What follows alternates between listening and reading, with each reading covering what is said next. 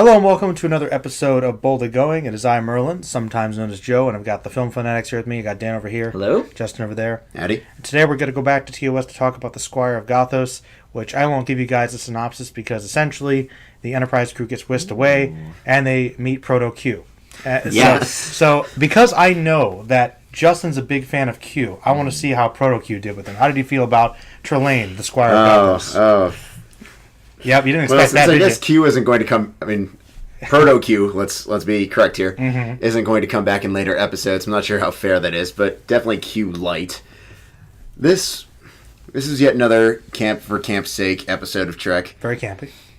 Fortunately, I think the character arc they chose for Trelane is very much up to the task. He goes over the top, but he somehow makes it work. Not in the weird Shakespearean episode where it was just strange the entire time. I think a lot of the shenanigans, needless to say, get a little out of hand, and it comes very, very close to being a bit much, even by TOS standards.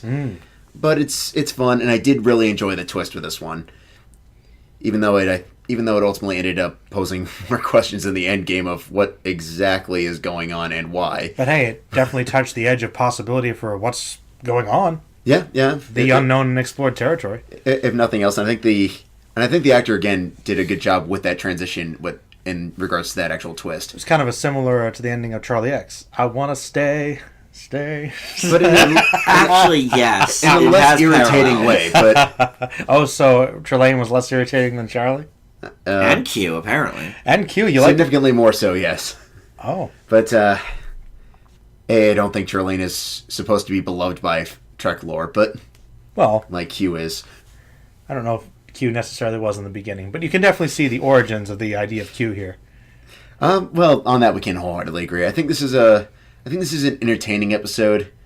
I don't think it's one of the ones that's supposed to be like really deep and meaningful, but it's fun. I leave this one with a B. All right, what did Dan think about it? Proto-Q. Well, first of all, I mean, to reference an inside joke from our original show, Film Fanatics, I mean, same man.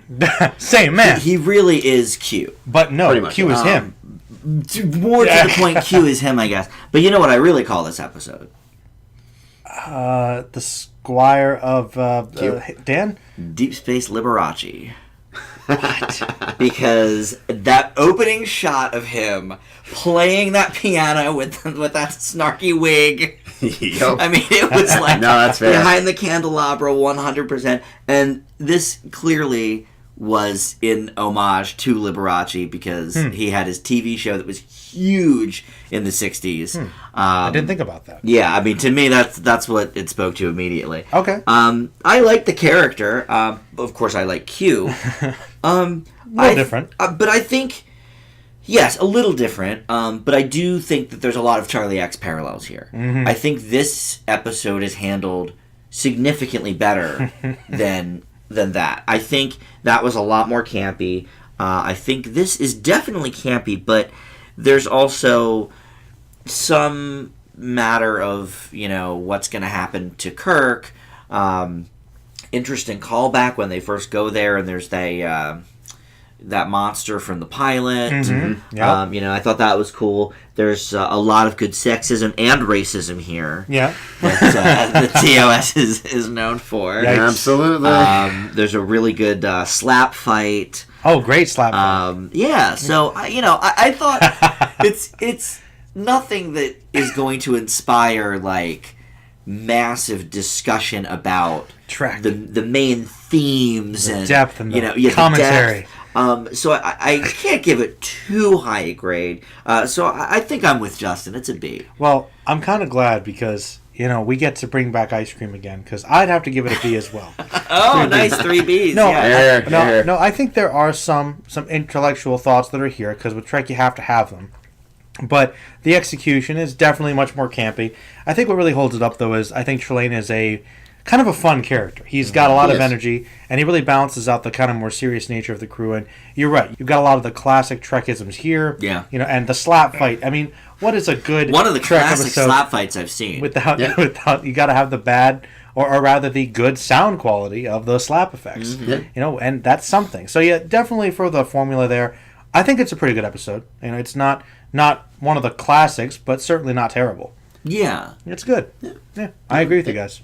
It's good for what it is. And I also think, there's also a little bit of a commentary to maybe have about, conquest versus diplomacy. Yeah. Utopia versus dystopia. How you deal with the new life form. Once again, there's some of that stuff there. But we see that in a lot of Trek episodes. And far better ones. But yes. And far better ones. So, I think what holds this aside is that sort of nature. Of course, we don't know Q at this point yet. No, but not quite this now. is the best thing we have. Better than, again, Charlie X. By a lot, By a significant margin, yes. But I think it's the campy factor that probably holds this one up a bit. Agreed. I agree. And I would argue that is what they were definitely going for because of that Liberace connection. I really think, all things extravagant and everything Liberace was known for, this was, to me, clearly an homage. Huh. All right. I didn't even think about that. Yeah. So that's a good perspective for sure. Yeah, that's pretty much it for that one, Squire Of Gothos. And I'm going to wrap it up. You guys say goodbye. All right. Yep. See ya. See you, Ren.